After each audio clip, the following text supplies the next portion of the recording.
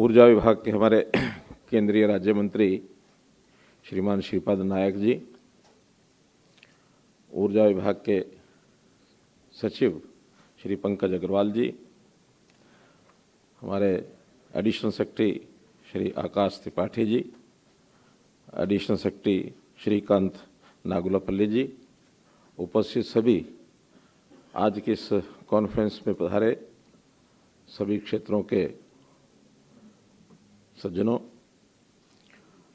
आज का विषय बहुत ही महत्वपूर्ण विषय है और मैं समझता हूं कि सामान्य पावर डिपार्टमेंट की जितने इश्यूज़ हैं वो तो जानकारियां सामान्य व्यक्ति तक पहुंच सकती हैं, लेकिन कुछ टेक्निकल इश्यूज़ ये जानकारियां ऐसे ही कॉन्फ्रेंस और सेमिनार के माध्यम से पहले हम सब लोगों की जानकारी बढ़ती है, उसके बाद आम जनता तक चीज़ों को पहुंचाने का एक मार्ग प्रशस्त करने के लिए हम लोग बैठ कर के विचार करते हैं।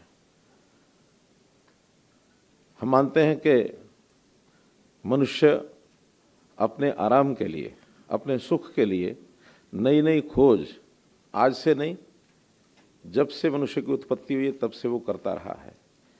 उसको किस प्रकार से सुख मिले, कैसे इसकी सुरक्षा बढ़े, इस नाते से सब करता है। बहुत दूर की बात नहीं, मैं जब छोटा होता था तब की बातें हमको ध्यान में हैं।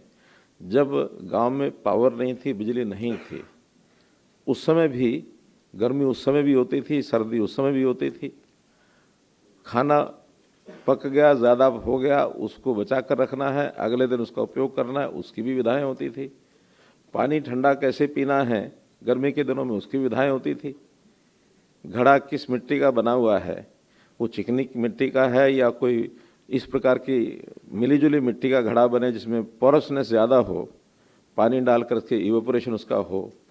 फिर उसके ऊपर एक टाट डाल दिया जाता था, उस पर पानी डाल दिया जाता था कि पानी ठंडा ज़्यादा देर तक रहे, हमारा खाना खराब ना हो या दूध खराब ना हो, उसके बर्तन के बाहर बर्फ़ लगा दी जाती थी।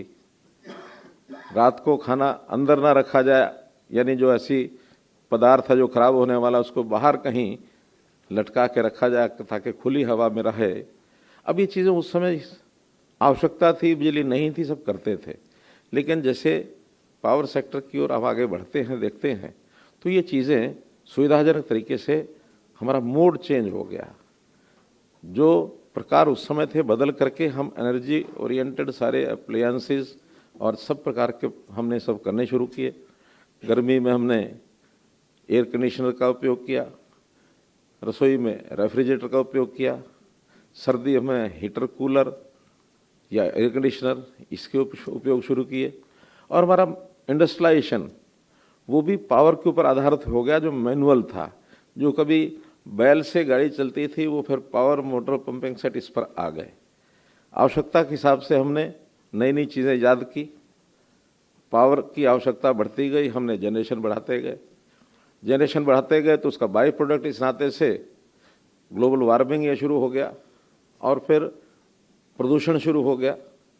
अब इन सब चीज़ों के जो हमारे खतरे हैं उसको दूर करने के लिए आखिर मस्तिष्क बना है, तो हम नई नई खोज, नई नई रिसर्च वो सब करते चले गए। आज आवश्यकता इस बात की है कि वो सारी चीज़ें रुकनी नहीं है, आगे बढ़नी है।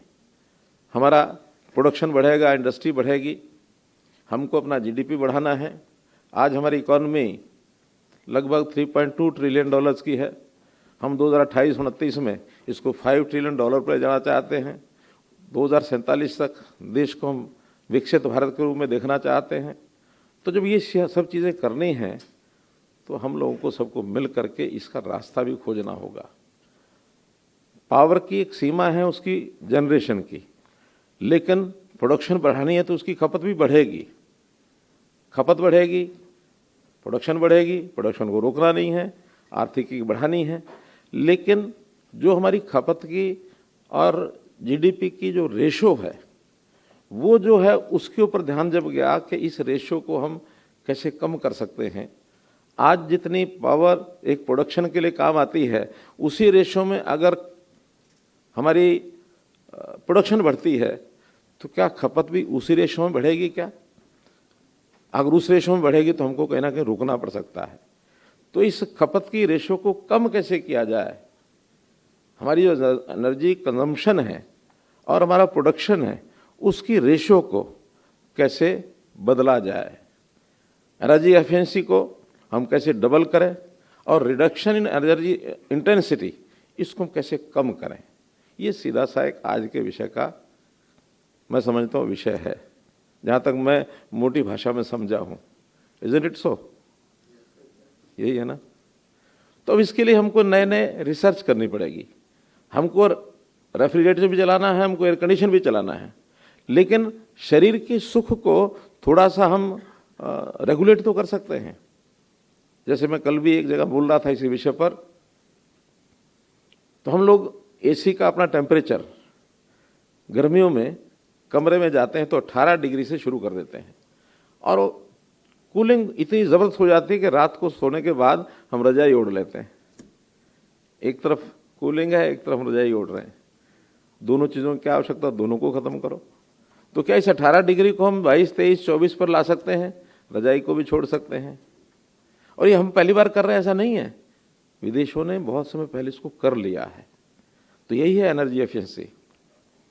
हमारे जो बल्ब पहले जलते थे लाइट के लिए 100 वाट का बल्ब जलता था, हमने उसको एलईडी पर लाए, आज वही बल्ब उतनी रोशनी 9 वाट पर मिल जाती है। यानी एक 100 वाट की बिजली के बल्ब की जगह हम 10 बल्ब 11 बल्ब जला सकते हैं। इसको और आगे बढ़ाते हुए हमको सब विचार करना है कि हम कैसे अपनी इस एनर्जी एफिशिएंसी को बढ़ाएं, कैसे हम उसकी खपत कम करें, और अगर खपत कम करेंगे तो उतना प्रोडक्शन जनरेशन भी उतना हमारा कम कर सकते हैं हम, यानी उस मुकाबले में, और उससे हमारी पोल्यूशन यानी जो हमारा कार्बन एमिशन है उसको भी हम कम कर सकते हैं। तो कार्बन एमिशन को ख़त्म करने के लिए भी देश और दुनिया चिंतित है। पेरिस एग्रीमेंट 2005 में हुआ, उस समय हमने अपने कुछ टारगेट्स तय किए, क्या उसको बोलते हैं एनडीसी। तो क्या उसके हिसाब से हम आगे बढ़ रहे हैं? ये बताते हुए मुझे खुशी है कि पिछला 2004 का साल, 2024 का साल, इन सारे मामलों में बहुत अच्छा हमारा पैरामीटर्स हमारे बन करके आए हैं। हमने अपने जो हमारा टारगेट 2030 का है as per reduction in carbon emission 50% का है, शायद कितना 45% है 2030 तक, और हम 36% अचीव कर चुके हैं। हम काफ़ी नज़दीक हैं। ये ठीक है कि हमारा टारगेट देश की दुनिया के अंदर हम उसमें अपने टारगेट को बहुत देर तक पूरा कर पाएंगे, नेट ज़ीरो ले जाने के लिए हमने 2070 टारगेट तय किया, जबकि यूएसए ने उसमें 2050 तय कर लिया है। वो हमसे बहुत आगे हैं उस मामले में। शुरू भी अवेयरनेस भी उनके यहाँ पहले ज़्यादा हुई, उन्होंने इस चीज़ को समझा भी हमसे पहले है, लेकिन हमने लेट समझे तो भी टारगेट अपना पूरा करने के लिए जो इंटरमीडिएट टारगेट्स हैं उसको हम अपना पकड़ रहे हैं, उसको कवर कर रहे हैं।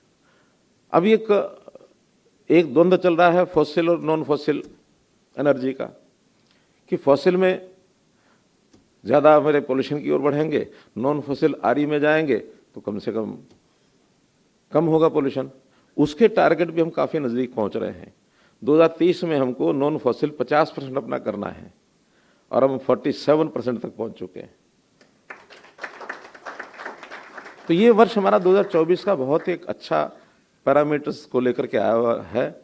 उसमें ही अब हम जो एनर्जी एफिशिएंसी की बात कर रहे हैं, जिस तेज़ी से हो रही है, इसमें हमको सारा ध्यान करना पड़ेगा। और इसके अंदर हर क्षेत्र में, चाहे वो इंडस्ट्री हो, चाहे वो एग्रीकल्चर हो, चाहे वो डोमेस्टिक तथा सर्विसेज का मामला हो, हर एक जगह उसको कैसे हम कम करें, मोटे रूप से ये विचार हमको करना है। आज उसी विचार के लिए हम आए हैं और कुल मिला करके आगे भी बढ़ना है, बचत भी करनी है। और हम तो इस देश में बचत करने वाले देशों में काफ़ी प्रसिद्ध हैं।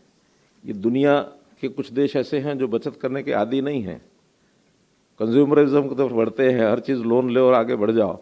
हम कहते हैं नहीं, थोड़ा बचा के रखो, काम आएगा। हमारे यहाँ तो दादी नानी भी अपनी पॉकेट में कुछ ना कुछ बचा के रखती थी। जब घर के मुखिया कभी फेल हो जाते थे अपने सिस्टम को चलाने के लिए, तो दादी नानी ही उस पॉकेट में निकाल के देती थी, जाओ घर का काम चला लो। तो इस सिस्टम से हमें स्वभावगत हम चीज़ों को बचत कैसे करें। इस बचत का अर्थ ये नहीं है कि हमने अपना प्रगति रोकनी है, प्रगति नहीं रोकनी है, खपत को रोकना नहीं है, खपत को कम करना है, खपत की रेशो को कम करना है, खपत को भी कम नहीं करना।